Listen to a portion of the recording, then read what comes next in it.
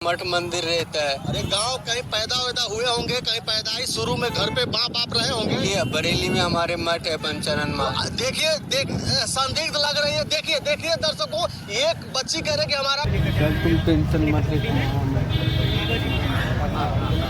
देख रहे हैं। ये अभी बाबा जी को और छोटी बच्ची को ले जा रहा है। पुलिस अधिकारी आए हैं और बच्ची सुरक्षित है और बच्ची के लगातार माँ और पिता से। इस वक्त हम महाकुंभ संगम नगरी प्रयागराज में मौजूद हैं। यहाँ पर देखिए दिव्य और भव्य महाकुंभ है, लेकिन यहाँ पर ढोंगी बाबा भी हैं। लेकिन हमारे साथ अनमोल भैया हैं, द न्यूज़ ट्रैकर वाले, जो संघर्ष कर रहे हैं। यहाँ देख रहे हैं ढोंगी बाबाओं को, और एक 11 वर्ष की बच्ची को एक ढोंगी बाबा से चुंगल से कैसे अनमोल भैया ने छुड़ाया, वो हमें पूरी स्टोरी बताएंगे। बहुत बहुत स्वागत है अनमोल भैया आपका। जी बहुत बहुत आपका धन्यवाद। आपके जो चैनल को देख रहा है उसको भी मेरे तरफ से बहुत प्यार और आशीर्वाद। भैया जो 11 वर्ष की बच्ची है उसको आपने ढोंगी बाबा से कैसे छुड़ाया, कितना संघर्ष किया, कैसे छुड़ाया आपने, कैसे देखा उस बच्ची को? जी बिल्कुल, हम लोग मेला का कवरेज कर रहे थे जी। और लगभग दोपहर का टाइम था, 12 बजे के आसपास।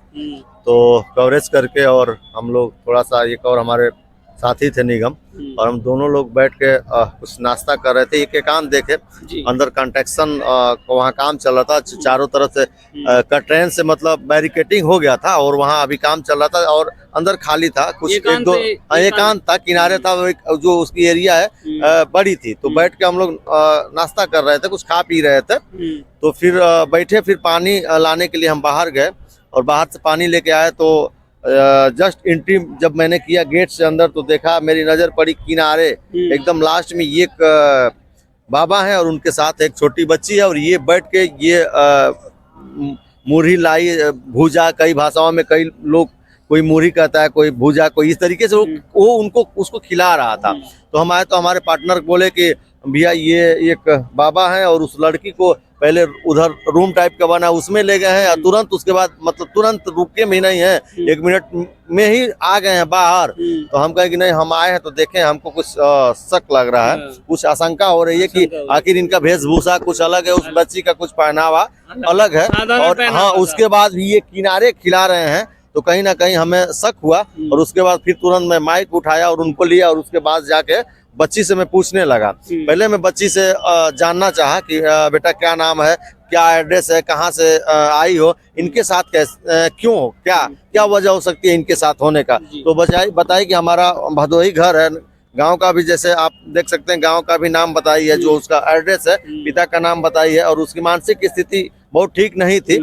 और जब हम बातचीत करने लगे तो कही कि 6 क्लास में पढ़ते हैं। तो हम कहे कि 6 क्लास में पढ़ती हो तो अभी आगे पढ़ना है कि नहीं पढ़ना है? तो कही कि नहीं, हमें पढ़ना है। तो बार बार बाबा उधर से देख रहा था, तो उसको कहीं ना कहीं बिल्कुल धमकाने की और उसको बरगलाने की कोशिश कर रहा था। और बार बार वो जब उसके तरफ देख रही थी, तो वो जो कहना चाह रहा था वो वही कह रही थी।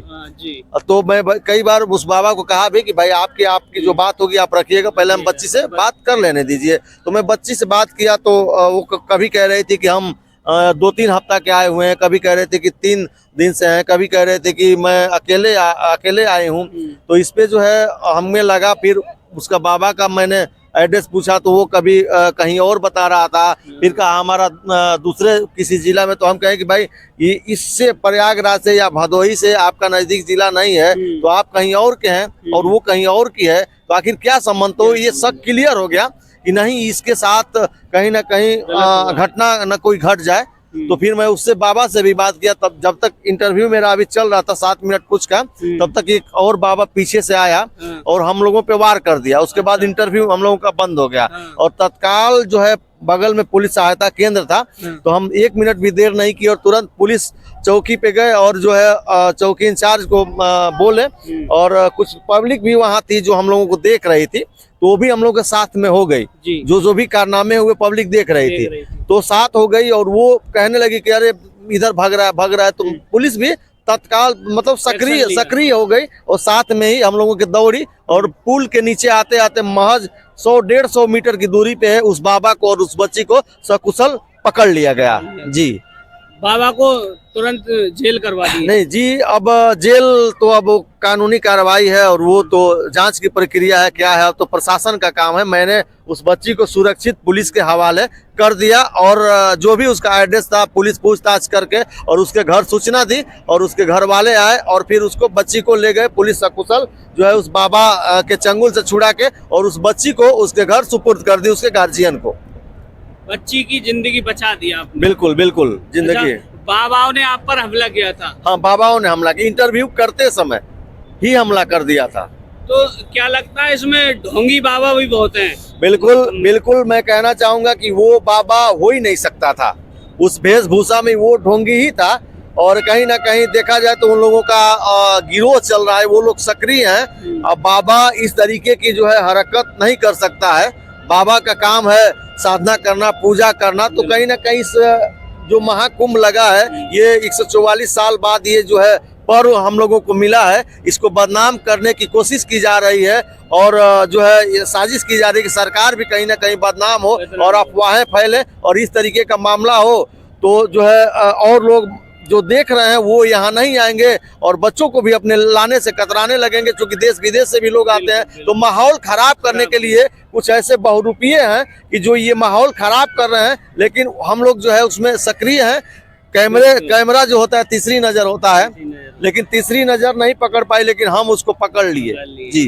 देखिए साथियों, अनमोल भैया ने इसके साथ मैं आपसे बता दे रहा हूँ और जो मेरे दर्शक देख रहे हैं, उसके बाद मैं बच्ची के तमाम जो है हमारे ऑडियंस है, हमारे दर्शक हैं और दर्शक हमारे भगवान स्वरूप है, जो भी हमको देख रहे हैं, दर्शकों की मांग थी कि सर उसके घर जाइए और वो बच्ची कैसी है, उसके घर जाके बात करके हमें भी उत्सुकता हुई कि आखिर वो उसकी जानकारी ली जाए कि बच्ची किसके साथ आई, कैसे आई। तो मैं उसके घर भी गया और घर देखा तो बच्ची सुरक्षित है और बच्ची का मानसिक स्थिति भी इस समय ठीक है, उस समय मानसिक स्थिति ठीक नहीं है। और मैं बच्ची को घर उसके गया और एक आपको जानकारी नहीं होगी तो आपको भी मैं बता दे रहा हूँ कि बच्ची को मैं गोद लिया और उसकी शादी जब होगी तो मैं कन्यादान दूंगा और जो भी आर्थिक सहयोग हमसे हो सकेगा उस बच्ची को दूंगा और बीच में भी उसको कोई जरूरत पड़ती है तो जितना हमसे बन सकेगा उसके लिए हम करेंगे। देखिए साथियों, अनमोल भैया ने उस बच्ची को ढोंगी बाबा के चुंगल से निकाला और देखिए गोद भी ले लिया। देखिए साथियों, ये होते हैं सच्चे सिपाही। एक रिपोर्टर के नाते ये महाकुंभ में दिव्य और भव्य चीजें ही नहीं दिखा रहे, ये दिखा रहे हैं कौन बदनाम करने की कोशिश कर रहा है, कौन यहाँ अपना पाखंड दिखा रहा है। आप देखिए, ये हैं अनमोल भैया, द न्यूज ट्रैकर वाले। आप देख सकते हो कितनी सच्ची पत्रकारिता करते हैं और मैं सभी से ये कहना चाहूंगा कि ऐसी ढोंगी बाबाओं से सचेत रहें। बहुत बहुत धन्यवाद भैया आपका। धन्यवाद धन्यवाद। इस वीडियो को शेयर करें ताकि